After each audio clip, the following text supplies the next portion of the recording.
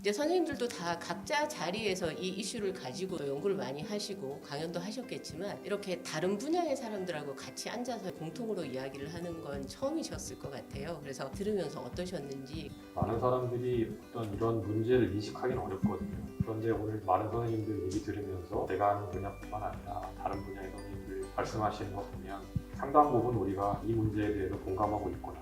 또 많은 분야에서 많은 전문가들이 이 문제를 제기하고 많이 노력을 하시는구나, 대중한테 알리도록 노력하구나, 이런 생각이 좀 들었고요. 인류세라는 얘기가 나올 때마다 느끼는 것이 지구 역사 시대에 인류라는 이름을 딱 붙일 수 있을까? 사람이 정말 그 정도로 지구를 좌지우지한 이런 존재일까 하는 생각을 좀 많이 하게 됩니다. 혹시 이것이 우리 인류의 오만함을 나타내는 건 아닌가 하는 생각을 좀 하게 됩니다. 일단 그런 인간의 오만함을 좀 낮추고 다 같이 서로를 위하면서 동물, 식물, 자연을 위하면서 천천히 살아가는 여유 있는 그런 자세를 다 같이 생각해보고 배우고 그런 시간이 됐으면 참 좋겠습니다. 정말 좋은 기회였던 것 같고요. 사실은 과학자들끼리 앉아서 얘기하면은 그래프 아니면 숫자 얘기하고 일반 시민분들하고 또 나누다 보면은 동떨어진 얘기, 현실감이 많이 떨어져요. 일반 분들, 그다음에 특히나 어린 학생들이 굉장히 중요한 것 같아요. 선생님들하고 이분들이 계속 앞으로 살아가면서 와닿는 그런 생활들이라든지 아니면 생활 습관 그런 걸 바꾸려면 생활 친화적인 이런 공간에서 같이 나누는 시간들이 많아졌으면 하는 바람입니다. 이렇게 분야별로 실제 얼만큼 나빠지고 얼마나 이게 위험한지를 세세하게 팩트로 느끼니까 되게 더 싫으네요.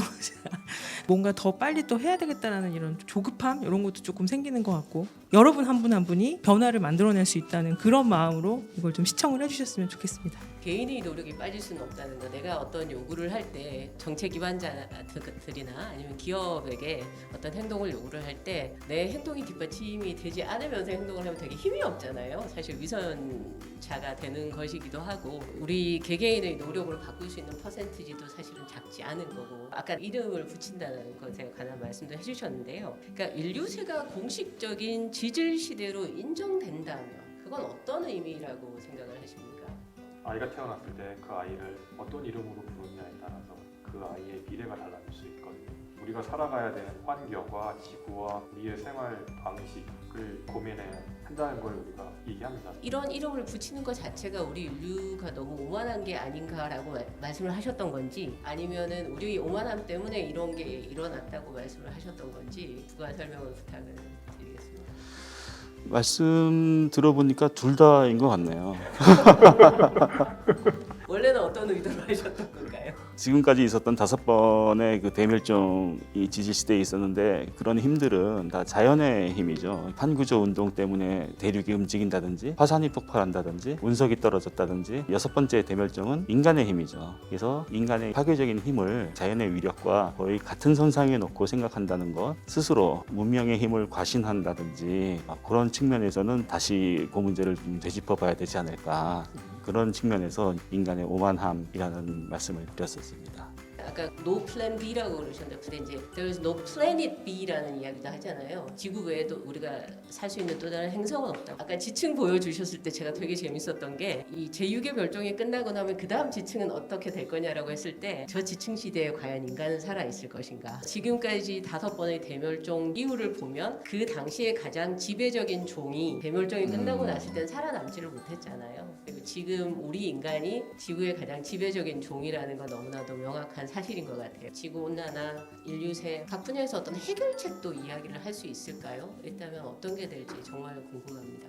저희들이 하는 역할도 마찬가지로 이런 진단을 하는 역할을 주로 하는데 진단만 계속하면은 당신 죽을 거야 라고 계속 얘기만 하면은 사람 약 올리는 것도 아니고 고치는 방안도 같이 제시를 하는 게 당연한 얘기지만 굉장히 어렵습니다. 그래서 지구 공학적인 측면을 들여다보신 분들이 조금씩 생기셨어요. 뭘 뿌려대가지고 공기 온도를 낮춘다든지 이런 내용들이 조금씩 시도를 하려고 하고 있는데 여기에 대해서 그 부작용이 어느 정도 될지는 전혀 예측을 못하니까 굉장히 조심스러워하고 있어요. 지금 상황에서는 제가 드릴 수 있을 만한 말씀은 너무 낮은 거를 기다려가지고 우리가 하는 것보다는 실제적으로 할 수 있는 내용을 먼저 시도를 하면서 우리가 같이 그 면을 논의를 하고 고민을 해봐야 되지 않을까라고 이제 말씀을 드릴 수 있습니다.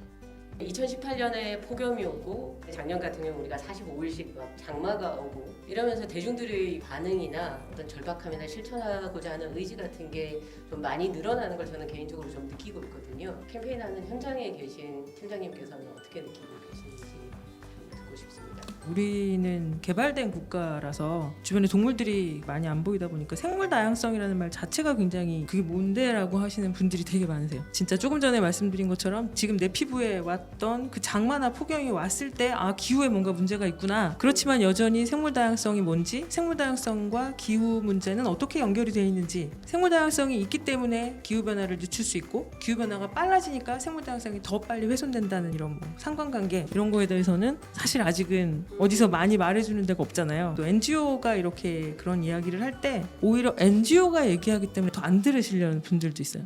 아 쟤네는 원래 이상적인 세계만 꿈꿔. 쟤네는 원래 일반적인 이야기를 하는 게 아니라 사실은 그렇게까지 필요 없는 얘기일지도 몰라. 이렇게 생각을 하시는 분들도 계세요. 그래서 이제 현장에서의 좀 그런 거는 우리들만 목소리를 낼 게 아니라 그래서 이렇게 지금 전문가들, 과학자들 모두 함께 같은 이야기를 내는 게 굉장히 중요하다고 생각하고요. 제가 외국에서 살면서 새를 보는 걸 취미로 하고 있었어요. 그러다가 이제 서울을 딱 와서 사니까 새가 5가지만 알면 다 끝나더라고요. 참새, 박새, 쥐바꾸리, 까치, 비둘기 끝. 그런데 제가 지금 여기 시립과학관에 일하고 있잖아요. 여기가 불암산 자락이에요. 제가 너무 행복합니다. 아침에 사무실 문을 열면 딱따구리 소리가 들려요. 며칠 전에는 검은 등 뻐꾸기의 새 소리를 들었습니다. 그러니까 이런 게 생명 다양성이에요. 내가 생활 공간 안에서 접할 수 있는 생명 종의 수가 얼마나 많은가. 우리가 그걸 접하지 않고 자라면은 내가 뭘 잃어버렸는지도 사실은 모르죠. 그래서 우리가 결핍된 환경에서 자랐기 때문에 그 다양성이 없이 살고 있다는 것도 모르는 게 많은 것 같아요. 그러니까 이원상 박사님 말씀대로 과학자들은 사실은 진단을 하는 사람들이 맞는 것 같아요. 그리고 제가 처음에 말씀드렸던 것처럼 우리가 현실을 정확하게 이해하는 거 거기에서부터 출발을 하자는 취지에서 이렇게 마련된 자리이기 때문에 더 이상의 이렇게 어떤 해결책을 자꾸 여쭤보는 것 자체가 그게 의미가 있을까라는 생각이 좀 들고요.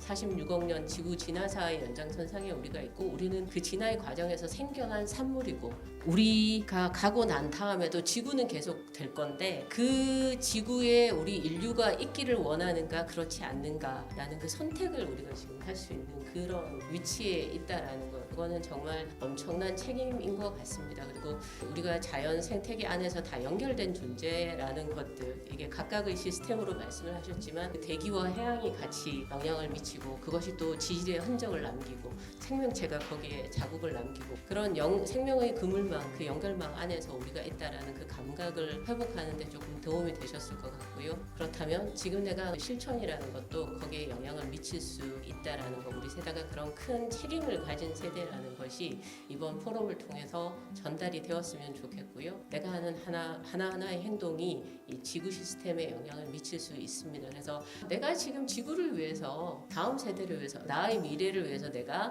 어떤 실천을 할 것인가 예를 들면 종이컵을 쓰지 않겠다 이런 작은 실천의 내용도 한번 결심을 해보시고 실천을 해보시면 어떨까 그런 제안을 드립니다. 감사합니다. 감사합니다.